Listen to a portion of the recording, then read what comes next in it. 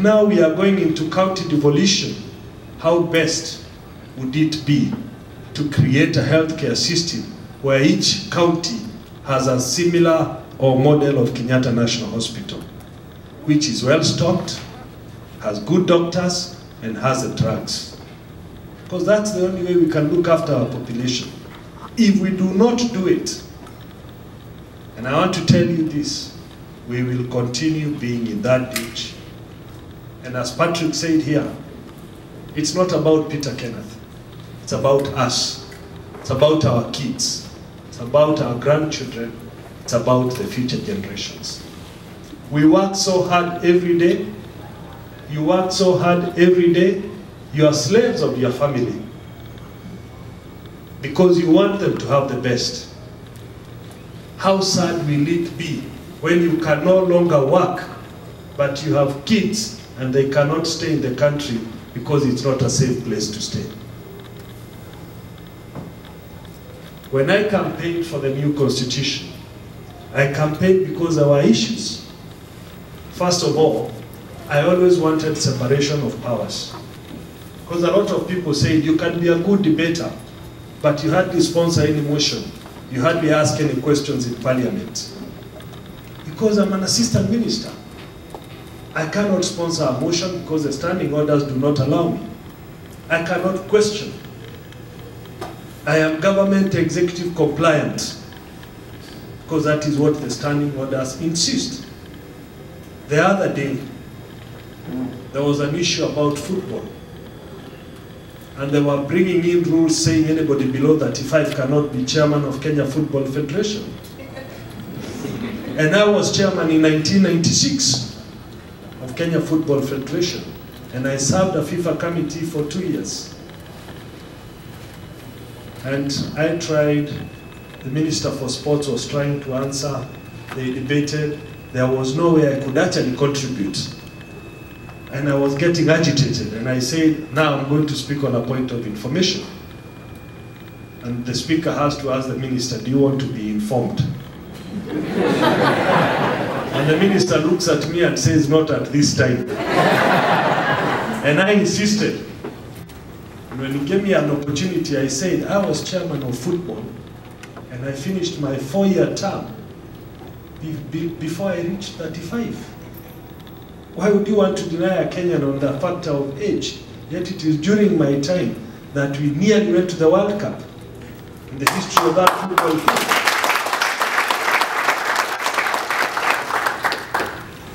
So, the clear separation of powers would be good for our country, where you have professional ministers who are not elected as members of parliament, and their national duty is simply to serve Kenyans. Then you have parliament to deal with legislation only. The second point I raised at the time was that the constitution was now very, very clear that no organ anywhere could pass any law to exempt anybody from paying taxes. And I was saying that because in 2008, I and Muthama became the first members of parliament to agree to pay taxes because Kenyans wanted people to pay taxes.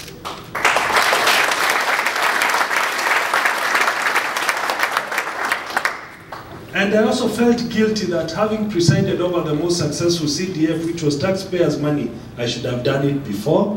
I shouldn't have spoken about it because Kenyans pay, they don't. And I didn't speak about it.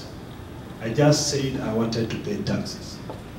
Until when KRA called me and said they would like to give me an award as an encouragement to the other members of parliament. Despite my saying no, I conceded. And I got a bit embarrassed because the people who are presiding over that ceremony were not paying tax themselves. And I have this nice photograph of them holding my hand, telling me congratulations. And the others are clapping. And they are members of parliament like me, but with higher positions. So I wanted a situation because I had seen what taxpayers' money could do for a country. I had seen it in Gatanga, what it had done for the people of Gatanga. So it was important for everybody to pay taxes. The third reason was that under Section 230, nobody was ever going to increase their own salaries without a National Remuneration Commission. Because Parliament had been accused of always arbitrarily increasing their own salaries. So I knew that that was going to sort us out.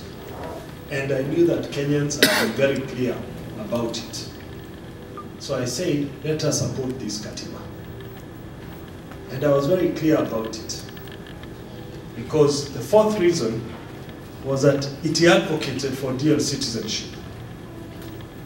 I tried in 2008.